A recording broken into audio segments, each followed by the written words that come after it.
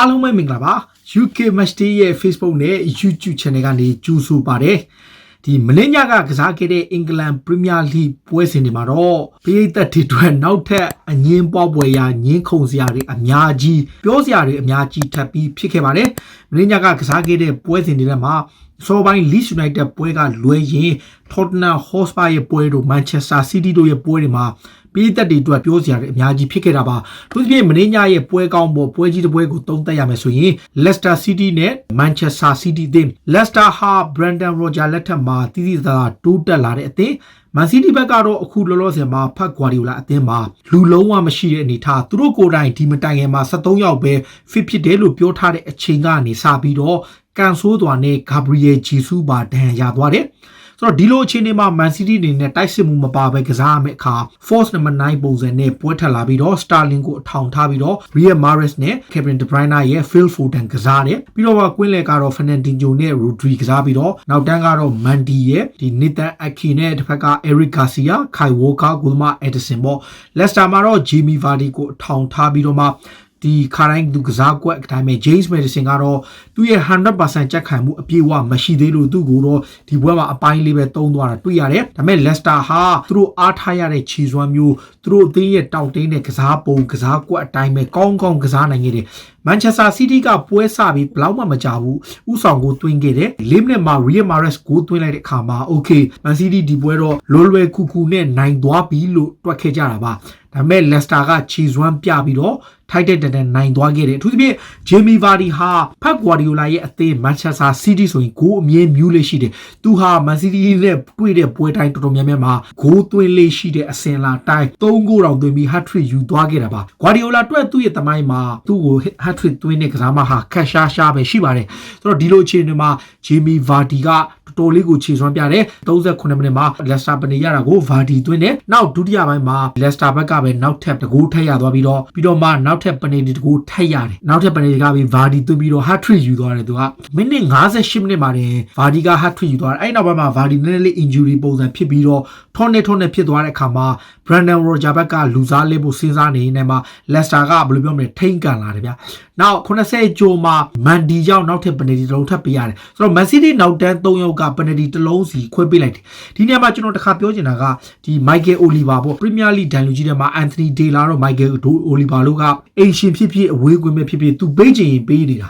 ဒီဒန်လူကြီးတွေကလုံးဝကို VR ပြန်မကြည့်ဘူးပေးဆိုင်က monitor တောင်ပြန်မကြည့်ဘဲနဲ့သူ့ရဲ့ decision ကိုသူအမှန်ဆိုပြီးဆုံးဖြတ်တဲ့ဒိုင်လူကြီးမျိုးတွေအင်ရှင်အသင်းကိုပနတီ3လုံးပေးတာကျွန်တော်တော့မှတ်မိသေးတယ်လီဗာပူးနဲ့ Manchester United ကန်တော့က Gerrard တယောက်တည်းပနတီ3လုံးရခဲ့တာကို2လုံးကန်ပြီးတော့နောက်ဆုံး1လုံးသူလွဲသွားခဲ့ဘူးတဲ့အစင်လာရှိတယ်ဆိုတော့ Vardy ကတော့တတိယပနတီကန်ခွင့်ရခဲ့နေမှာသူ့အနေနဲ့လူစားလေးလိုက်တော့ Tielemans ကန်နဲ့ဒီကြားထဲမှာ Nathan Ake ကခေါင်းတိုက်သွင်းလို့ 4-2 ဖြစ်သွားပေမဲ့ James Maddison ကလှပကန်သွင်းလိုက်တယ်ဗျကျွန်တော်ပြောချင်တာကဒီပွဲမှာLeicester City ဟာ game plan ရှိတယ်သူတို့မှာ Manchester City highlight ကစားတဲ့ ball line အထူးသဖြင့်အားနေတဲ့ Nathan Ake နဲ့ Eric Garcia ခံစစ်ကို Jamie Vardy ရဲ့ pace နဲ့သူကထိန်းချောက်တယ်တပွဲလုံးတိုက်တာနဲ့လည်းထိန်းချောက်နိုင်တယ် Man City ရဲ့တောင်ပန်တွေကအရန်ကိုတက်တဲ့အခါမှာဒီ Leicester City ကအဲ့ဒီခွင့်ရကိုကောင်းရယူအသုံးချသွားတယ်ဆိုတော့ Roger ရဲ့အသင်းကိုချီးကျူးရမှာက Manchester City လိုအသင်းမျိုးကိုအဝေးကွင်းမှာခြေစွမ်းပြကစားနိုင်ပြီးတော့တကယ်ကိုထိုက်တန်နဲ့နိုင်ခဲ့တာပါ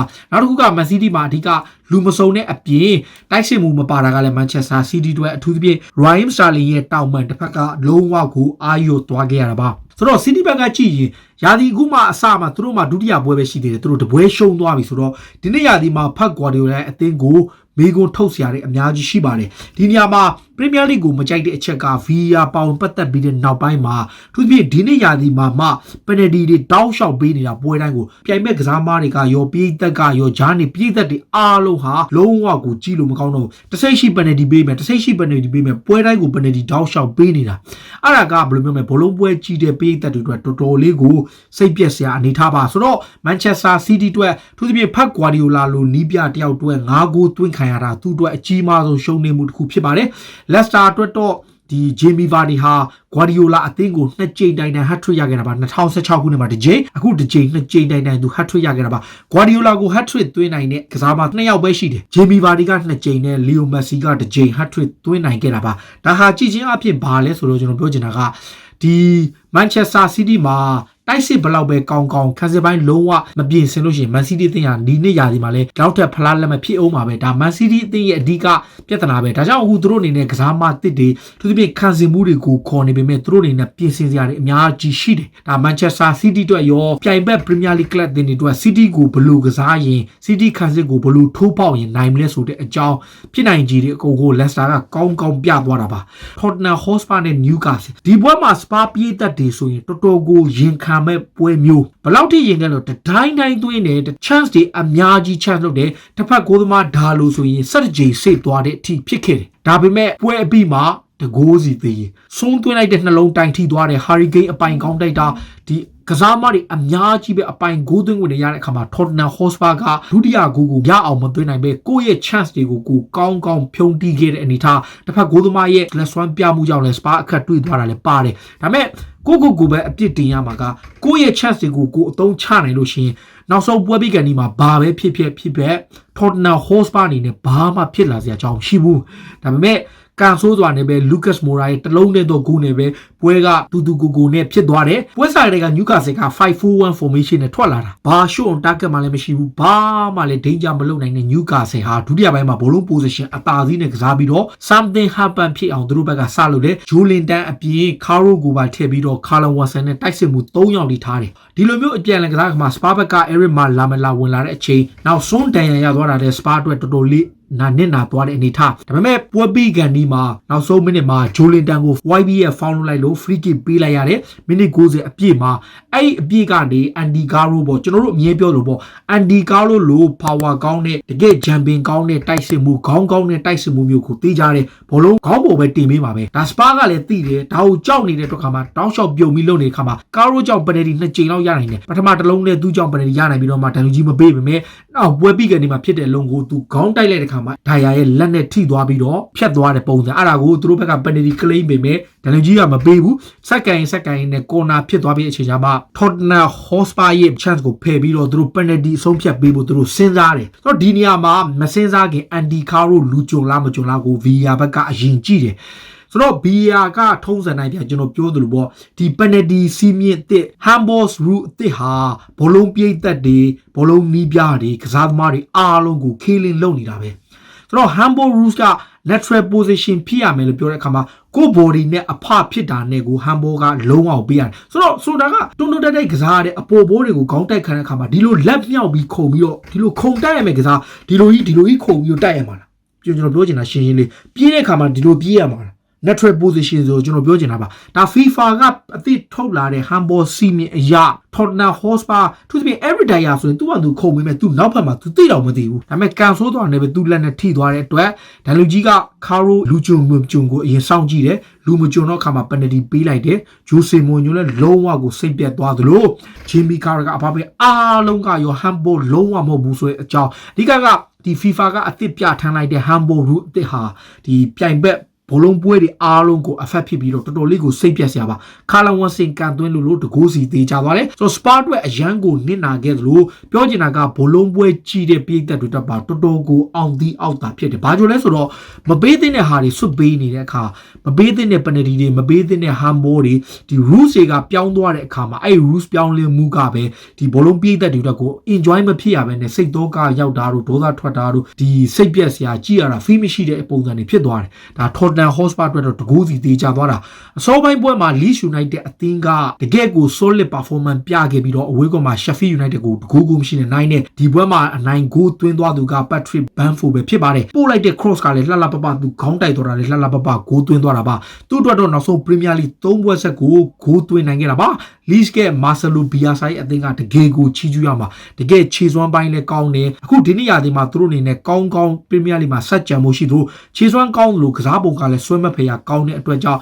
Leeds United ကကစားရခက်တဲ့ Sheffield United ရဲ့ကွင်းမှာပဲတကူးကိုမရှိနဲ့နိုင်သွားတာပါဆိုတော့ဒါ Premier League မှာတော်တော်လေးကိုစိတ်ဝင်စားစရာပွဲတွေနဲ့ပြောစရာတွေအများကြီးဖြစ်ခဲ့တာပါဆိုတော့ပြီးခဲ့တဲ့ရက်ကစနေနေ့က Kai Havertz တို့ Bruno Fernandes တို့ရဲ့အနိုင်ဂိုးတွေဟာအသေးဂိုးတွေဟာပြောစရာတွေအများကြီးဖြစ်ခဲ့တယ်လို့ Sunday ပါလဲနောက်ထပ်မယူအောင်ဖြစ်စရာတွေအများကြီးထပ်ဖြစ်ခဲ့တယ် Man City ဆိုရင်တော်တော်လေးဆိုတာကအိမ်ကွင်းမှာကစားရက်နဲ့ penalty 3လုံးထိပေးခံရတာကတော့တော်တော်လေး လေးကိုဆိုးဆိုးဝါးဝါဖြစ်ခဲ့တာပါတနင်္ဂနွေနေ့ရဲ့နောက်ဆုံးပွဲမှာတော့ဝူဗာဟန်တန်အသင်းကအဝေးကွင်းမှာဝက်ဆန်ကိုတွားရောက်ရှင်ပြိုင်ခဲ့ပြီးတော့မှအိမ်ရှင်ဝက်ဆန်အသင်းက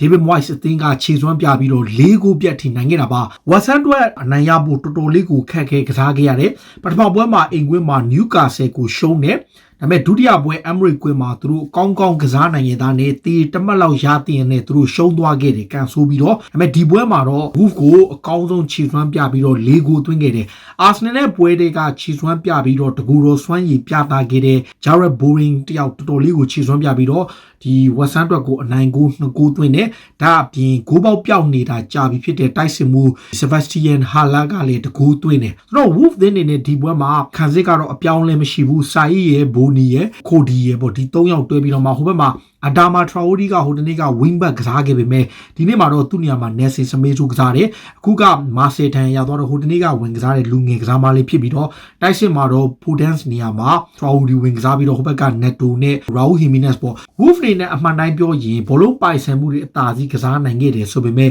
တကယ်တမ်းမှာဒီ Western ဘက်ကဂိုးသွင်းခွင့်9ချိန်ကနေ4လုံးရအောင်သွင်းသွားခဲ့တာ Wolf ကလည်းဂိုးသွင်းခွင့်မရအောင်လားဆိုရတယ်ဘောလုံး position တွေလည်းအများကြီးကစားပေမဲ့ Western ကတံပြန်တိုက်စစ်တီးပြီးတော့တကယ်တမ်းပိုထိရောက်တဲ့ဂိုးသွင်းကူးတွေနဲ့4ဂိုးပြတ်ထိနိုင်သွားတာ Jared Bowen ဆိုရင်2ဂိုးသွင်းတယ် Raul Jimenez ကကျွန်တော်တို့ fantasy မှာထည့်ထားတာကိုသူကအုံဂိုးသွင်းလိုက်သေးတယ်ပြီးတော့မှဒီနောက်ဆုံးကတော့ Sebastian Haller ကတကူထပ်သွင်းပြီးတော့4ဂိုးပြတ်နိုင်တယ်ဝက်ဆန်အတွက်တော့ဒီပထမပွဲကဒုတိယပွဲကရှုံးပြီးမှတတိယပွဲမှာဂိုးပြတ်နိုင်ပြီးတော့တော်တော်လေးကိုခြေစွမ်းပြပြီးတော့အားလုံးကို upset လုပ်သွားတာပါဆိုတော့ Super Sunday မှာ Jose Mourinho ရဲ့အသင်းကတေချာပေါက်နိုင်မယ်တွက်ထားတဲ့ Newcastle ကိုတေကြတယ်Sheffield United လိုအိမ်ကွင်းကောင်းတဲ့အသင်းကို Leeds ကအဝေးကွင်းမှာနိုင်တယ် Manchester City ကို Leicester ကအဝေးကွင်းကနေခြေစွမ်းပြပြီး9ဂိုး2ဂိုးနဲ့နိုင်ပြီးတော့မှအခုဒီ Wolf ကို West Ham က4ဂိုးပြတ်နိုင်တယ်ဆိုတော့ဒီ Super Sunday မှာတော့အားလုံးကကမောက်ကမရလက်၄ကြီးဖြစ်ခဲ့တာပါဆိုတော့အခုလောလောဆယ်မှာJimmy Vardy ကတော့3ဂိုးသွင်းခဲ့တဲ့ hat-trick ဂိုးကြောင့်ဒီသူ့အနေနဲ့ Premier League မှာ9ဂိုးသွင်းတယ်အဲ့သူရတဲ့9ဂိုးမှာလည်းပထမပွဲတုန်းကလည်း penalty 2ဂိုးဒီနေ့ပွဲမှာလည်း penalty 2ဂိုးဆို penalty 4လုံးပါတယ်ရိုးရိုးပဲ2ဂိုးသွင်းတာပါနောက် Dominic Calvert-Lewin ကလည်း9ဂိုးသွင်းထားပါတယ်Som ကတော့4ဂိုးသွင်းထားတာပါဒါ top goal scorer စုမှာထိတ်ကပြေးနေတာပါဒါအပြင်အခုဒီ surprise ဖြစ်သွားတဲ့ Leicester City အနေနဲ့ Brendan Rodgers ကိုချီးကျူးရမှာဖြစ်သလိုတစ်ဖက်မှာလည်း Marcelo Bielsa ရဲ့ Leeds ကလည်းစောင့်ကြည့်ရမယ်အသင်းဖြစ်ပါတယ်နောက် Newcastle ကထူးထူးခြားခြား Tottenham Hotspur ရဲ့အဝေးကွင်း9ပွဲမှာသူတို့က4ပွဲနိုင်1ပွဲတည်နဲ့2ပွဲပဲရှုံးတယ်နော် White Hart Lane ရဲ့အခု Tottenham Hotspur ကွင်းသစ်ကြီးအပါဝင်ပြီးခဲ့တဲ့နှစ်ကလည်းသူတို့ Joelinton ရဲ့ဂိုးနဲ့နိုင်ခဲ့တာအခုဂျိုလင်တန်ကြောင့်ရတဲ့ free kick ကနေပဲဒီကာရူကနေခေါင်းတိုက်ရာကပယ်နတီရသွားတာပယ်နတီတွေအများကြီးနဲ့ Super Sunday လည်းပြီးဆုံးသွားပြီးတော့ Leicester City ကတော့နိုင်ပွဲနဲ့အတူပွဲတိုင်း9ပြီးဇယားထိပ်ကိုတက်သွားခဲ့ပြီးသူတို့အနေနဲ့အမှတ်ပေးချန်ပီယံဖြစ်ခဲ့တဲ့2015-16ရာသီလုံးတော့ရာသီစ3ပွဲနိုင်ခဲ့တာမဟုတ်ခါသူတို့အတွက်တော့နောက်ထပ်နိုင်ပွဲတစ်ခုနဲ့တူခြေစွမ်းပြပြီးတော့ Brendan Rodgers ရဲ့အသင်းဟာပြီးခဲ့တဲ့နှစ်ကရာသီကုန်ကနေ့မှာခြေပြတ်သွားပေမဲ့သူတို့ရဲ့အကောင်းဆုံးခြေစွမ်းကိုဆက်ပြီးထိမ့်သိမ့်နိုင်ခဲ့တာပါဒါကတော့ Super Sunday ကအင်္ဂလန် Premier League ပွဲစဉ်တွေကြောင့်ပါဆိုတော့စနေနေ့ကဖြစ်ရတဲ့ရောတနင်္ဂနွေနေ့ကဖြစ်ရတဲ့ရောပရိသတ်တွေအနေနဲ့ဘယ်အသင်းကသဘောကျဆုံးဖြစ်လဲ Carlo Ancelotti ရဲ့အသင်းလား Leicester City အသင်းလားကွန်မန့်မှာဝင်ရောက်မှတ်ချက်ပေးကြပါနောက် Manchester City အသင်းရရောဒီနေရာဒီမှာဘာဒီပြုတ်ပြင်ရမလဲဆိုတဲ့အကြောင်းတွေကိုပါဝင်ရောက်မှတ်ချက်ပေးကြပါလို့ပြောရင်းနဲ့ဒီနေ့အစီအစဉ်ကိုဒီမှာပဲဆုံးသက်ပြစီအားလုံးကိုကျေးဇူးတင်တော့